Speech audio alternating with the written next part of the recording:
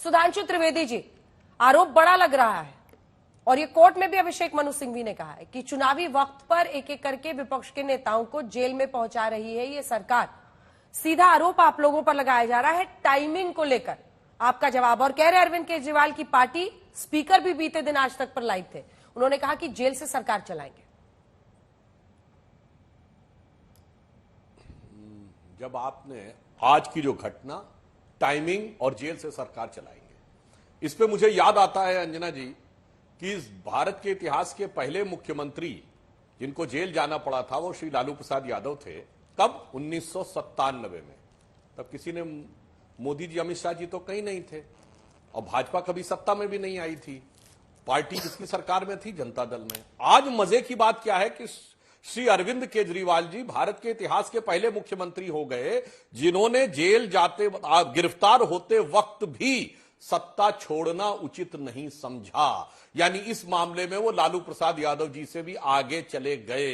इससे समझ में आता है कि कट्टर ईमानदार का असली किरदार कैसा हो जाता है और दागदारों के साथ साझीदार होते होते वो किस मुकाम तक पहुंच जाता है। और अभी आपने दूसरी बात बोली, अभिषेक मनु सिंघवी जी वकील हैं इनके, ये एक और इन लोगों के असली किरदार को दिखाता है कि देखिए कैसे कैसे आप, राजद, सपा, डीएमके, कांग्रेस आई, सारे मौसेरे भाई मिलकर एक साथ खड़े हुए हैं। मैं याद दिलाना चाहता हूं, एक और पूर्व मुख्यमंत्री जेल गए थे, करुणानिधि जी, तब भाजपा की सरकार थी, मोदी जी, अमित शाह जी थे।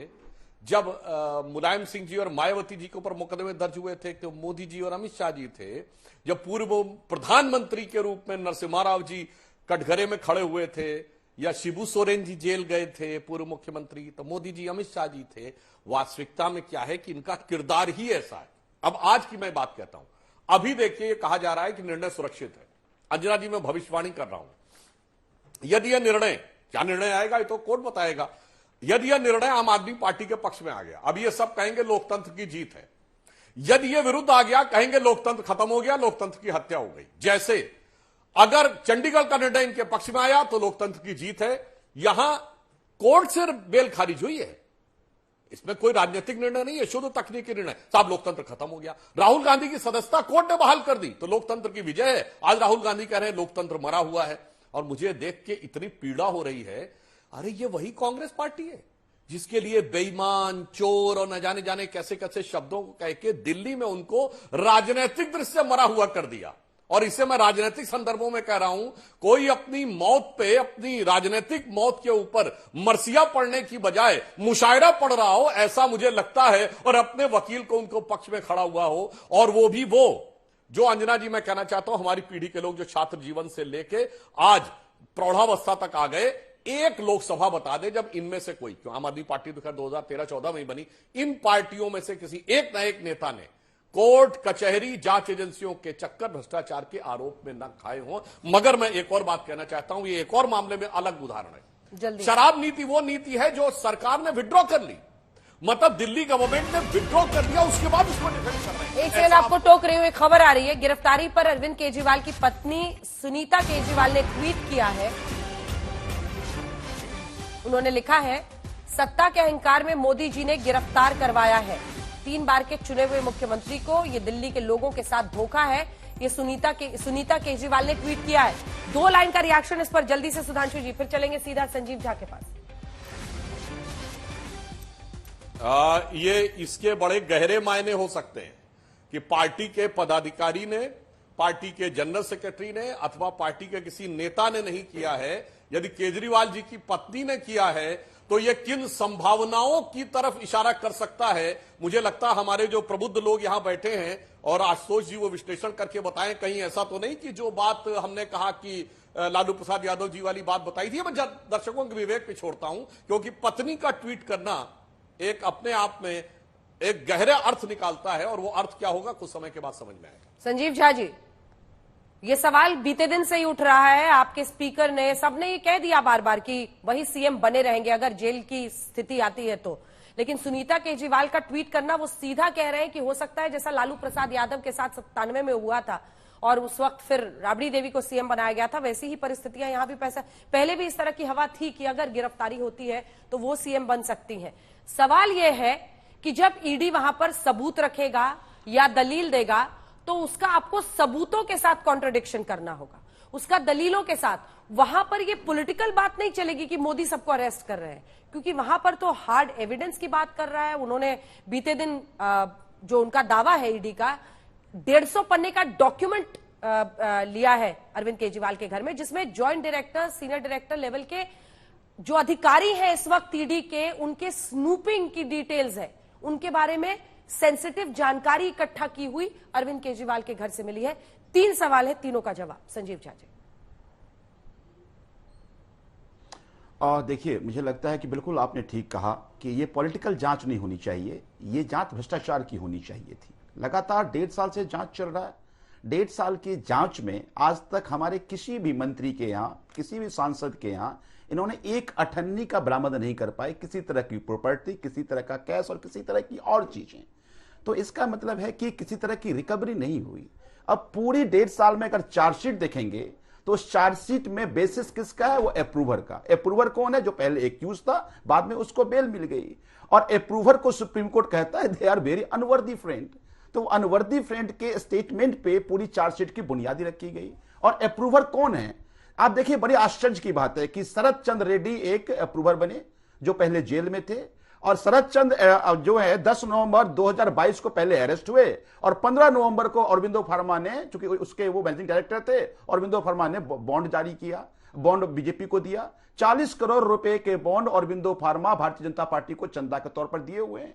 उसके बाद वो अप्रूवर बने, और यही भारतीय जनता पार्टी कहती है, मनीष जी के चार्जशीट में भी आज भी कही है कि 100 करोड़ रुपए दिए गए। 100 करोड़ कौन दिया? इनका आरोप यह है कि 100 करोड़ अरविंदो फार्मा, साउथ की लॉबी ने दिया, अरविंदो फार्मा ने दिया, रेड्डी बंधु ने दिया।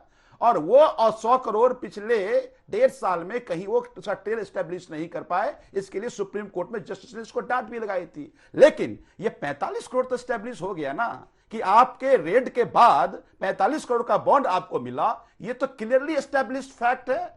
तो क्या फिर फाइनेंस मिनिस्टर, होम मिनिस्टर को जेल भेज देना चाहिए? ये भारतीय जनता पार्टी, सुधांशु जी इसका जवाब देंगे। एक बात। दूसरी बात देखिए, ये कर क्यों रहे हैं? ये कर इसलिए केवल रहे हैं, इसके 2 कारण हैं। पहला कारण कि अरविंद केजरीवाल और उनकी टीम चंडीगढ़ में वोट की चोरी करते हुए पकड़े। अब ये जो इलेक्टोरल बॉन्ड में चोरी हुई है, ये भी पूरे देश में अब फैल रहा था। अरविंद केजरीवाल से घबरा रहे हैं ये लोग। दूसरी बात जो आप कह रहे हैं, आज देखिए ना, रात में डेटा आया था ना, इलेक्टोरल बॉन्ड में कई सारे ऐसे सनसनीखेज डेटा हैं। आज उस पर डिबेट तो नहीं हो रही है ना। भारतीय जनता पार्टी ये नैरेटिव बनाने में मास्टर है, प्रोपेगेंडा में मास्टर है, और सुधांशु जी इसके प्रिंसिपल हैं जो यहां बैठे हुए हैं, जो तमाम तरह के झूठ परोस के इतिहास से जोड़ करके प्रोपेगेंडा करते रहते हैं।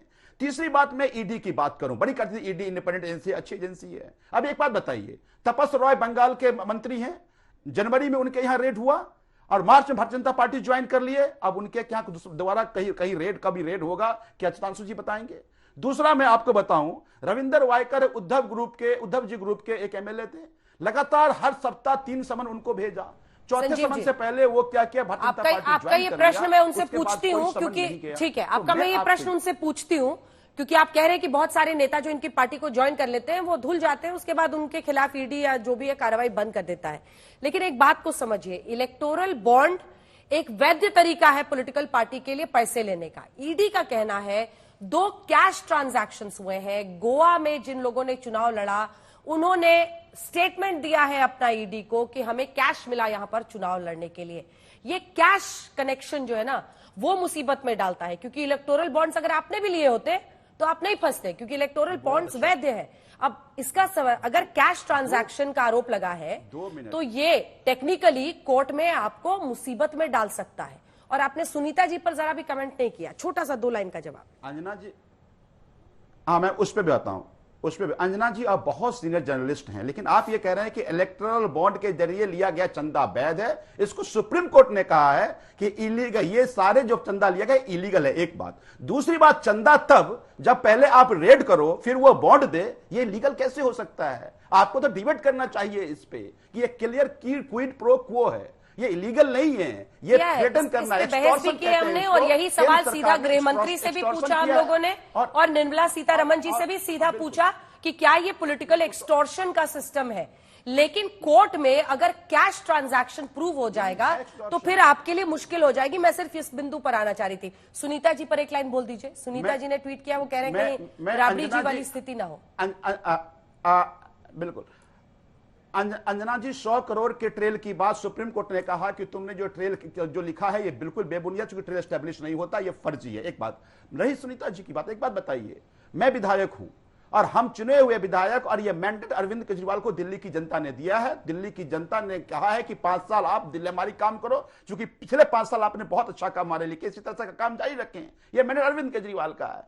ये सुधांशु जी का काम है कि गाहे बगाहे कुछ भी इन्फर करते रहे, बैठे बैठे कहानी तो बनाना है, कहानी में तो मास्टरी है, और करना क्या है इनको, तो आप कहानी बनाते रहें। देखिए, इस देश की जनता ने एक नई उम्मीदों को दी है, उस उम्मीद को आप रस करना चाहते हैं, उस उम्मीद को खत्म करना चाहते हैं। जो इस देश में एक नई शिक्षा अच्छी कैसे मिल सकती है, स्वास्थ्य की सुविधा अंतिम व्यक्ति को कैसे मिल सकता है, बुजुर्गों की तीर्थ यात्रा कैसे मिल सकता है, महिलाओं के बसों में यात्रा कैसे मिल सकता है, यह अरविंद केजरीवाल उदाहरण पेश किया है। आपने जहां भी आपकी सरकारें रही, आपने कहीं करके नहीं दिखाया, हमने करके दिखाया है।